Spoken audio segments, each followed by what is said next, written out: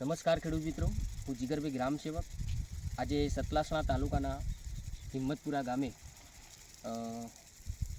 જે પ્રગતિશીલ ખેડૂત એવા લાલભાઈના મોડલ ફાર્મ ઉપર આજે આવ્યા છીએ. તો આજે લાલભાઈનો આપણે પરિચય મેળવીશું કે લાલભાઈ આ મોડલ ફાર્મમાં શું વાવેતર કરેલું છે. તો આપણે લાલભાઈને પહેલાં પરિચય લઈ લઈએ. લાલભાઈ, આપનું આખું નામ? મારું નામ ચૌધરી લાલજીભાઈ ચેલાભાઈ, ગામ હિંમતપુરા, તાલુકો સતલાસણા, જિલ્લો મહેસાણા. મારો મોબાઈલ નંબર 81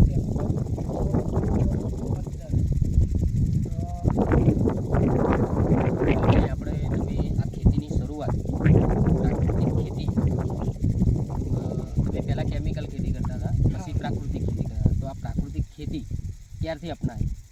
મેં 2017માં 12મું પાસ કર્યું.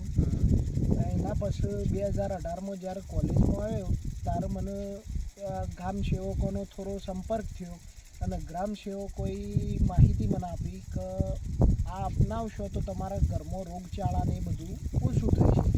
તો ત્યારે મારા ઘરમાં રોગચાળા બહુ હતા, એટલા માટે પછી મેં 2018થી આ રીતે ચાલુ કરેલું. પ્રાકૃતિક ખેતી 2018થી ચાલુ કરી. હવે જે વખતે તમે પ્રાકૃતિક ખેતી શરૂ કરી તો શરૂઆત કયા પાકથી કરેલી? શરૂઆત નોર્મલી જ ઘઉં છે, બાજરી છે, પછી મગફળી છે, પછી ડુંગળી છે, લસણ છે, આટલું જ વાવેતર પહેલાં કરતા.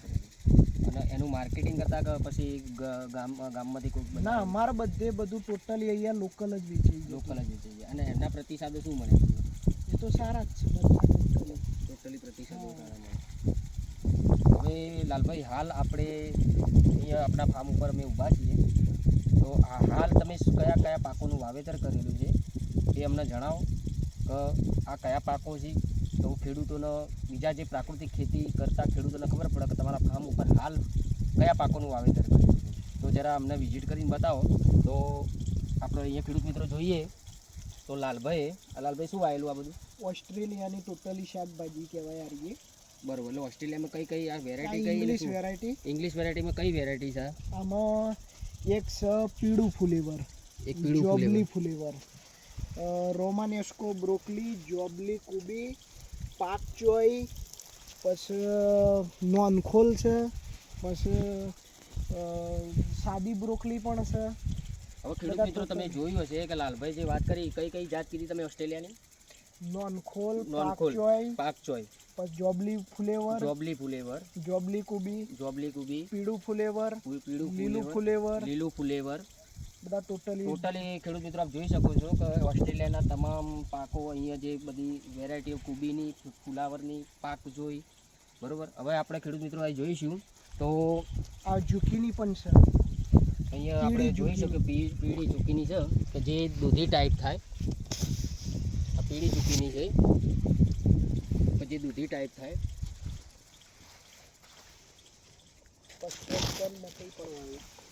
હવે ખેડૂત મિત્રો આપણે જોઈ શકીએ છીએ કે લાલભાઈ સરસ મજાની એમને અડદર પણ કરેલી છે.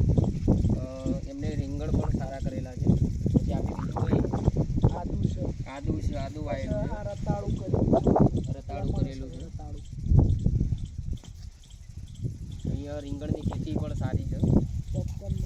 પોપકોર્ન મકાઈ પણ સારામાં સારી પોપકોર્ન મકાઈનું વાવેતર કરેલું છે. અને બીજી જે શિયાળુ રેગ્યુલર જે શાકભાજી છે બધી. તો ખેડૂત મિત્રો જોઈ લાલભાઈના ફાર્મ હાઉસ ઉપર લાલભાઈ 2018ની અંદર એમને સારામાં સારી પ્રાકૃતિક ખેતીની સમજ પડી.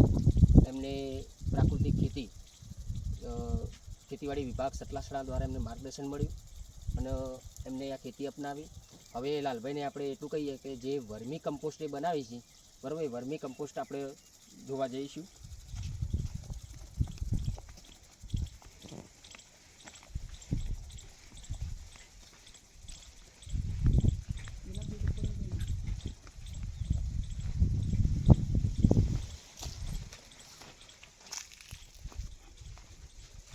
તો ખેડૂત મિત્રો આપણે જોઈ શકીએ છીએ અહીંયા લાલભાઈ વર્મી કમ્પોસ્ટ બનાવેલું છે.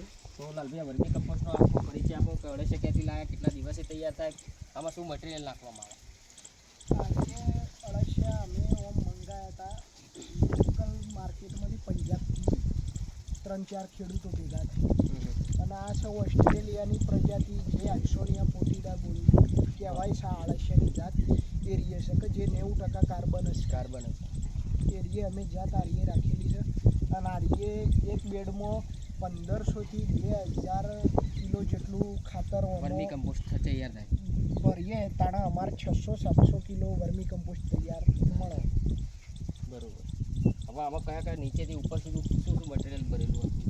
ટોટલી છાણ જ દેશી ગાયનું અને ભેંસોનું છાણ જ છે બધું ટોટલી. બરોબર. નીચે કઈ કચરો? હા, નીચે જે ઉપરથી ખાતા ખાતા આળસિયા જાય જેમ નીચે એટલે પછી એમને છેલ્લે રવા માટે પત્તા પાથરેલા છે જે આપણે મારા ચંદન છે, લીમડાના છે, એ બધા નીચે પત્તા નાખેલા છે કે એમાં પછી છેલ્લે રહી ગયું. ખેડૂતોએ જોયું કે લાલભાઈ પોતે વર્મી કમ્પોસ્ટ બનાવે છે, એનું વેચાણ પણ કરે છે. તો લાલભાઈ, ધારો કે તમે આ વેચાણ કરો તો એક બેગના શું કિલોનો શું ભાવ ને 50 કિલો કે 25 કિલોનો શું ભાવ છે? અમારા ખેડૂત મિત્રો જણાવો. 50 કિલોની હું બેગ બનાવું છું કે જે 300 રૂપિયે વેચું છું. તો ખેડૂત મિત્રો કોઈને વર્મી કમ્પોસ્ટ જોતું હોય તો અગાઉથી નોંધાવી દેવું. તો લાલભાઈ તમને બનાવી 50 કિલોના એમને 300 રૂપિયા જે ભાવ રાખેલ છે તો તમને મળી જશે. તો લાલભાઈ, આજના સમાજની અંદર તો આજે દિવસે ને દિવસે વધતા રોગો એના પ્રમાણમાં તો આજે તમે ખેડૂતોને શું સંદેશો, પ્રાકૃતિક ખેતી વિશે શું સંદેશો આપવા માગશો? હું સંદેશામાં તો એ જ કહીશ કારણ કે હું ખુદ પોતે મારા ઘરમાં જે પરિસ્થિતિ થઈ ને એને લઈને જ હું આ અપનાવી. કારણ કે મારા ઘરમાં મારા મધરને 10 થી 11,000ની મહિનાની દવા થતી. ડાયાબિટીસ, બીપીન, લીલો થાઇરોઇડ હતો. આ 7 વર્ષથી ઘરની જ વસ્તુ ખવડાવું. મારા ફેમિલીમાં હવે કોઈની એક ગોળી પણ લેવી નહીં પડતી. હાલ ડૉક્ટરો પણ ચોંકી ગયા છે કે તમે આટલું તો રિઝલ્ટ કેવી રીતે મેળવ્યું કે તમારા ઘરમાં હાલ એક રૂપિયાની એ ગોળી નહીં થતી, દવા નહીં થતી અને આ રોગો કઈ રીતે મટાડે. તો મેં છેલ્લે પછી એ જ કીધું કે અમે દેશી જે પ્રાકૃતિક ગાય આધારિત ખેતી કરી એનાથી અમારા આ બધું મળી રિઝલ્ટ. તો તમે ખેડૂતોને શું સંદેશો આપશો? ખેડૂતોને એ જ સંદેશો આપે કે ઘરમાંથી રોગચાળો કાઢવો હોય અને જો તમારે સુખી જિંદગી જીવવી હોય અને ખર્ચો અટકાવવો હોય જે થતો હોય તો એના માટે પ્રાકૃતિક ખેતી બેસ્ટ ઓપ્શન છે. આ પ્રાકૃતિક ખેતી મોંઘી પડે તમને? ના, બિલકુલ નહીં. બીજા બધા ખેડૂતો કે પ્રાકૃતિક ખેતી ના. મોંઘી પડે. મારા તમને આખો મોંઘી પડે? 12 મહિનાનો મારો ટોટલી પ્રાકૃતિક ખેતીમાં ખર્ચો ગણવા જાઉં ને તો જે બનાવું છે એમાં તો મારા ખર્ચો મિનિમમ 1000 રૂપિયામાં બધું તૈયાર થઈ જાય છે. ઘરની છાશ હોય, ખાલી ગોળ ને જે કઠોળનો લોટ લાવું છું એ 1000 રૂપિયામાં તૈયાર થાય. ખેડોમણમાં એ જે ખેડ કરી એમાં 50% ખેડોમણનો ખર્ચો ઓછો થઈ ગયો છે. હવે આપણે 2 દિવસે કૃષિ મેળો ખેતીવાડી વિભાગ તરફથી તમે કૃષિ જે સ્ટોલ આપનો જો લગાવેલો તો તમને શું અનુભવ થયા? તમે સ્ટોલ ઉપરના પહેલી વખત તમે જે સ્ટોલ ખેતીવાડી હા, વિભાગ પહેલી તરફથી, વખત મેં તો તમે જે સ્ટોલ લગાવ્યો જે પ્રાકૃતિક ખેતીની શાકભાજી, સાદું છે, લસણ છે, તો એ લોકો જે ખેડૂતો તમારી સ્ટોલની જે મુલાકાત લેતા હતા તો તમને શું અનુભવો થયા? એમાં કે એ ખેડૂતોને જાણવા મળ્યું કે જે રાસાયણિક ખેતીથી જે વસ્તુ નહીં થતી ને જેટલી સાઇઝમાં મોટી અને જેટલું નહીં થતું એટલું આ પ્રાકૃતિક ખેતીથી એટલું સાઇઝમાં મોટું થાય છે.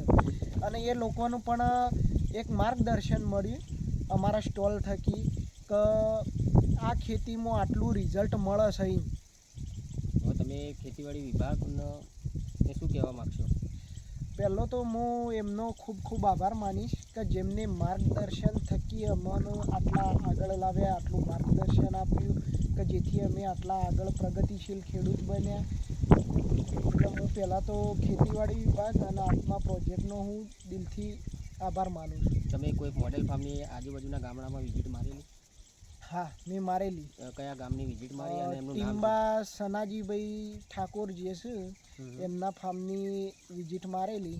એ પણ આ રીતે પ્રાકૃતિક ખેતી કરું છું એટલે હું એમના પણ વિઝિટ મારેલી છે. એમનું પણ જોરદાર જોવાલાયક મોડલ ફાર્મ છે. બરોબર. તો બીજા ખેડૂતોને કહેશો કે ભાઈ મારા ફાર્મનું અને એમના ફાર્મની મુલાકાત અવશ્ય લેવી. હા.